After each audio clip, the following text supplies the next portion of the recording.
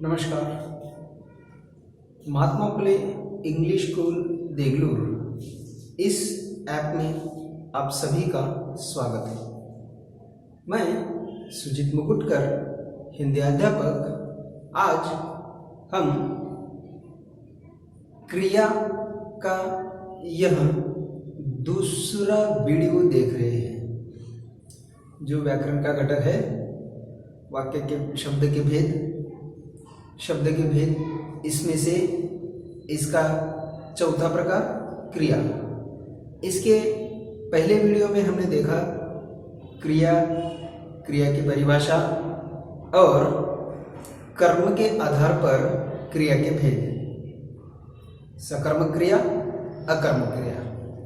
आज इस वीडियो के माध्यम से हम क्रिया के अन्य प्रकार के बारे में जानने वाले हैं। तो चलिए शुरू करते हैं आज का ये वीडियो। क्रिया के अन्य प्रकार। देखो, क्रिया के अन्य भेद हैं।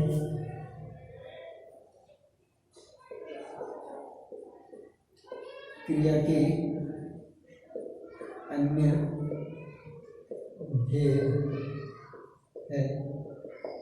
अन्य भेद कौन से हैं? इसके तीन भेद हैं।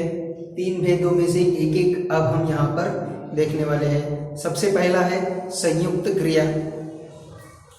यहाँ पर इसकी डेफिनेशन को बताया जाएगा, फिर इसको समझ लेंगे हम। सबसे पहला प्रकार संयुक्त क्रिया। संयुक्त क्रिया क्या होता है वो बताएंगे, फिर वो इसकी परिभाषा और इसका उदाहरण। तो सबसे पहले शुरू करते हैं संयुक्त क्रिया की परिभाषा। जब दो या दो से अधिक क्रियाएं मिलकर, दो या दो से अधिक क्रियाएं मिलकर किसी पूर्ण क्रिया को बनाते हैं। एक क्रिया, ऐसे कुछ वाक्य होते हैं जो सिर्फ और सिर्फ एक क्रिया से नहीं होते पूर्ण। उसका अर्थ समझने के लिए या अर्थ पूर्ण होने के लिए दो क्रियाएं चाहिए। जब ये दो क्रियाएं एक साथ आती है तो उसे संयुक्त क्रिया कहा जाता है। इसकी परिभाषा लिख लो। जब दो या दो से अधिक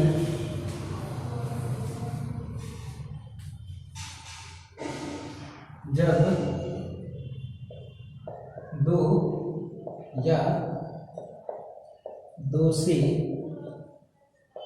अधिक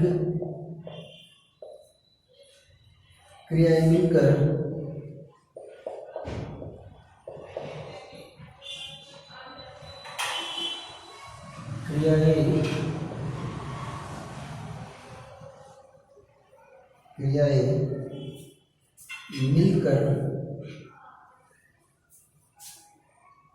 मिलकर किसी पूर्ण क्रिया को बनाते हैं। किसी पूर्ण क्रिया को बनाते हैं, तब वे संयुक्त क्रियाएं कहलाती हैं। तब वे संयुक्त क्रियाएं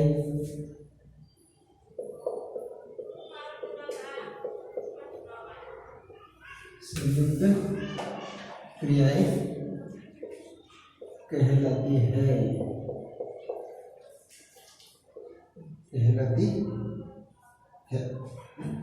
तो ये हुआ संयुक्त क्रिया की परिभाषा। फिर से एक बार देखते हैं क्या हुआ है। जब दो या दो से अधिक क्रियाएं, कितने? दो या दो से अधिक क्रियाएं मिलकर किसी पूर्ण क्रिया को बनाते हैं। दो क्रिया मिलकर एक क्रिया पूर्ण करते हैं। एक क्रिया पूर्ण करते हैं या क्रिया को बनाते हैं, तब ये संयुक्त क्रियाएं कहलाती है। कैसा होता है इसका उदाहरण अब हम यहाँ पर देखेंगे। जैसे जैसे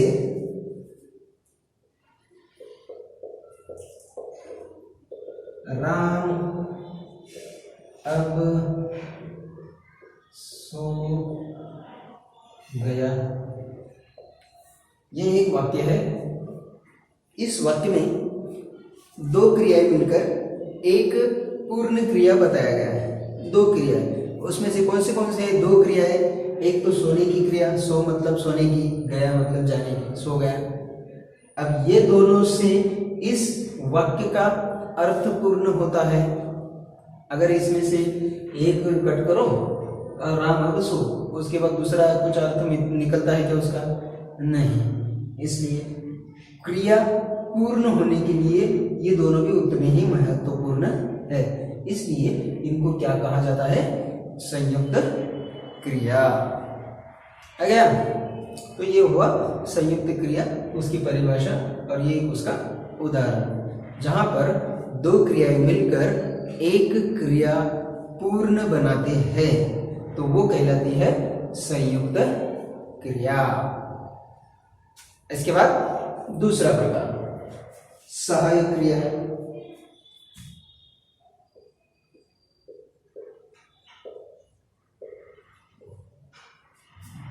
सहायक क्रिया, अब ये देखो सहायक क्रिया, एक क्रिया पूर्ण होने के लिए जो क्रिया सहायक करती है या मदद करती है उसे सहायक क्रिया कहा जाता है। क्या होता है उसकी परिभाषा? इसकी परिभाषा देखो, जो क्रियाएं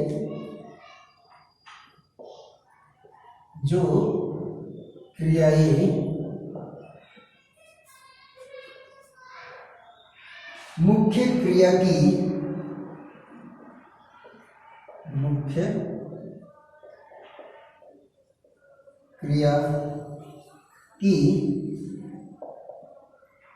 काल रचना में सहायक होती है,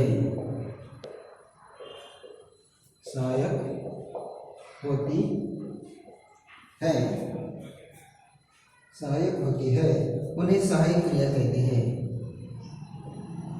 उन्हें सहायक क्रिया कहते हैं। ये देखिए इसकी ये परिभाषा क्या बताती है वो देखो। सहायक क्रिया, जो क्रियाएं मुख्य क्रिया की काल रचना में सहायक होती है। मुख्य क्रिया की काल रचना में जो क्रियाएं वहां पर सहायक होती है उन्हें सहायक क्रिया कहा जाता है। सहायक कैसी होती है? एक उदाहरण के साथ अब यहाँ पर मैं बताऊंगा। एक उदाहरण देखो, अब राम अब सो गया है, जैसे राम अब सो गया है, ये उदाहरण। क्या बताया यहाँ पर? मुख्य क्रिया की काल रचना में सहायक होती है। इस वाक्य में सहायक क्रिया कौन सी है? ये जो वाक्य दिया गया है यहाँ पर, इस वाक्य में सहायक क्रिया जो है वो है। ये मुख्य क्रिया का अर्थ, अब ये काल रचना बता रहा है। ये क्या बता रहा है? काल रचना। ये एक बात याद रखो थोड़ा। यहाँ पर ये काल रचना बताने के लिए जो सहायक होती है क्रिया उसे सहायक क्रिया कहते हैं। अब पहचानना बिल्कुल आसान है। सहायक क्रिया वाक्य के लास्ट में या अंतिम में आती है, ये सीधी सीधी बात याद रखना है। सहायक क्रिया वाक्य के लास्ट में या अंत में होती है। अब परीक्षा के अनुसार ये जो वाक्य यहाँ पर परीक्षा में कैसा दिया जाता है, देखो परीक्षा में दिया जाता है सहायक क्रिया पहचानो, सहायक क्रिया छाट कर लिखो, दिया गया वाक्य यही देखेंगे। अब सहायक क्रिया छाट कर कैसे लिखना है वो देखेंगे। ये वाक्य है, ऐसा वाक्य दिया जाता है, राम अब सो गया है। सहायक क्रिया छाट कर लिखो या सहायक क्रिया पहचानो। किस तरह पहचाना जाता है, लिखा कैसे जाता है वो देखो। अब इतना याद रखो कि है मतलब वाक्य के अंतिम में जो भी रहता है वो सहायक क्रिया है, ये सहायक क्रिया है।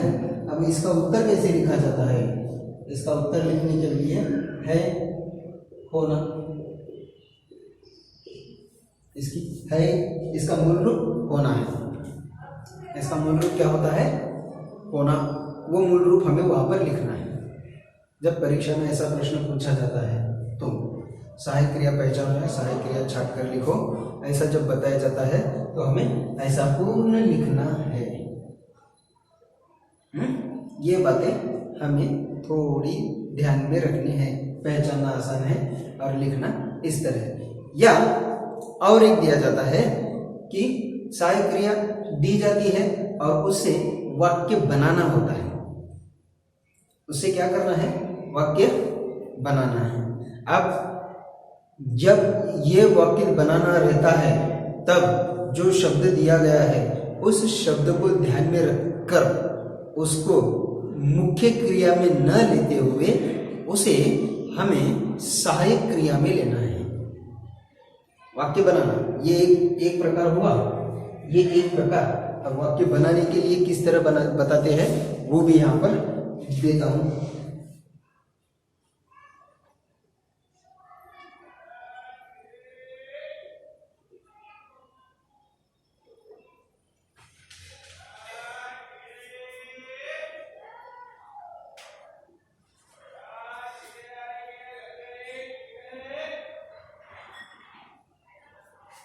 यहाँ पर हूं होना वाक्य बनाना है, होना। यह इस तरह सहायक क्रिया का शब्द दिया जाता है और वाक्य बनाना है। वाक्य बनाते समय होना से संबंधित जो भी शब्द आते हैं क्रिया में वो कौन सा भी हम ले सकते हैं। अब वो कैसा होता है देखो, मैं अब घर जा रहा हूँ, मैं अब घर जा रहा हूँ। ये हूँ का होना, हूँ का क्या है, होना ये शब्द है। इस तरह ऐसे भी एक वाक्य एक शब्द दिया जाता है सहायकारी क्रिया का और उसको वाक्य में परिवर्तित करना है। वाक्य में परिवर्तित करते समय हमें ये बात ध्यान में रखनी है कि वो जो दिया गया शब्द है सहायकारी क्रिया के रूप में ही हमें चाहिए, मुख्य क्रिया में नहीं। ये जो वाक्य मैंने दिया, मैं अब घर जा रहा हूँ, मुख्य क्रिया किसकी है, जाने की मुख्य क्रिया। अब मुख्य क्रिया को पूर्ण करने के लिए काल रचना में ये शब्द हूँ बता रहा है, हूँ मतलब होना। इस तरह से दो प्रकार से प्रश्न परीक्षा में पूछे जाते हैं। एक सहायकारी क्रिया छाट कर लिखो या सहायकारी क्रिया पहचानो, दूसरा शब्द दिया जाता है उसको हमें वाक्य में बनाना है। तो इस तरह से ये हुआ सहायकारी क्रिया। अब हम इसका तीसरा प्रकार देखेंगे, प्रेरणार्थक क्रिया। क्रिया का अन्य जो प्रकार था प्रेरणार्थक, वो प्रेरणार्थक क्रिया क्या होता है वो देखो। तीसरा प्रकार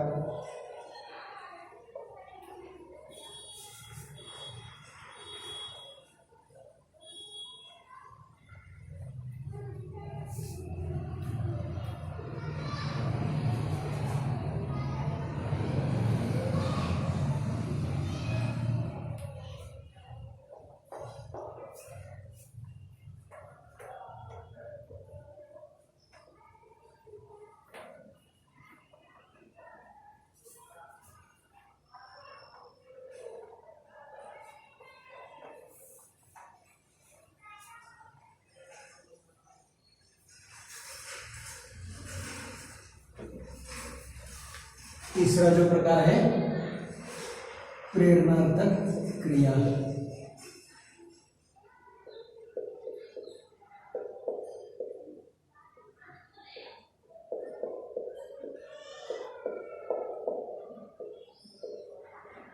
ये हुआ हमारा तीसरा प्रकार। अब ये भी बिल्कुल आसान है, क्या होता है क्या नहीं वो अभी देखेंगे। प्रेरणात्मक क्रिया, सबसे पहले इसकी परिभाषा। जहां कर्ता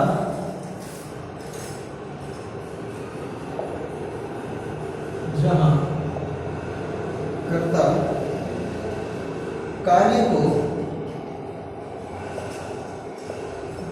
को स्वयं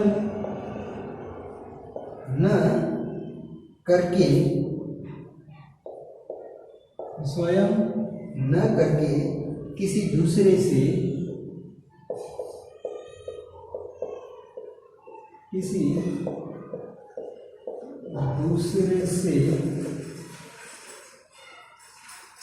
करवाता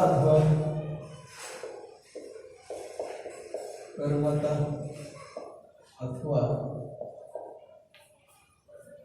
उसे क्रिया को करने की प्रेरणा देता है। उसे क्रिया को करने की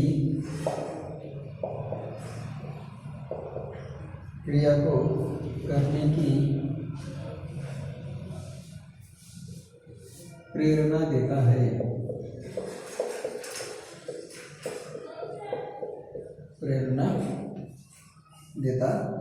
वहाँ प्रेरणात्मक क्रिया होती है।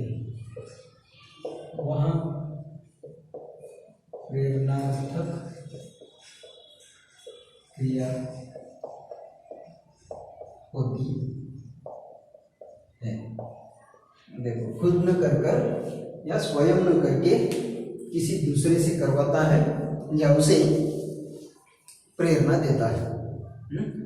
खुद नहीं करना है, क्रिया क्या करनी है, किसी दूसरे से करवाना है या उसे वो क्रिया करने के लिए प्रेरित करना है या प्रेरणा देना है। तो ये है प्रेरणात्मक क्रिया। किस तरह होता है वाक्य देकर वो भी मैं समझाऊंगा। वाक्य देखो,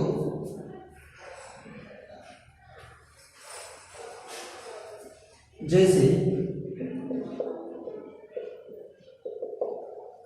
संचालक ने कवि से कविता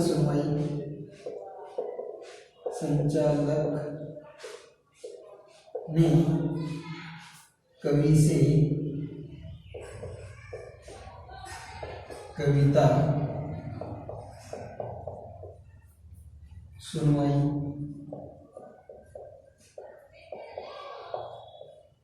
ये एक शिक्षक ने छात्र से पत्र लिखवाया।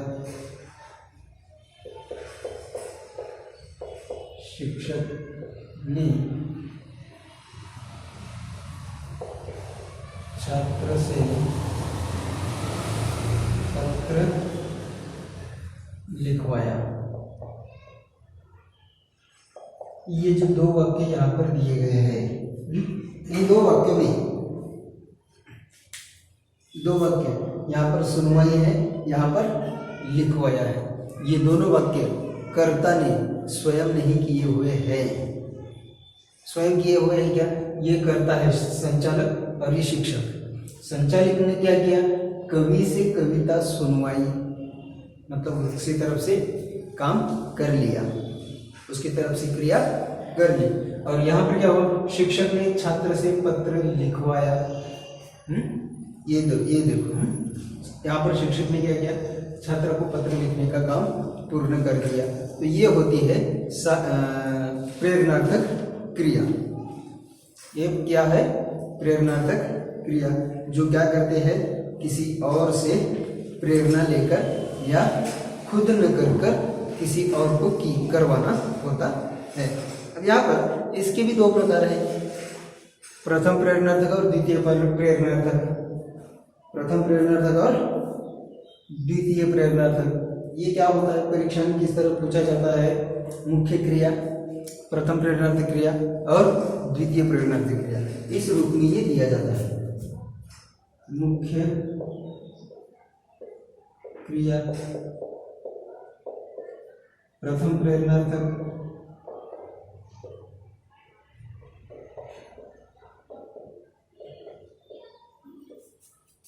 और द्वितीय प्रेरणार्थक।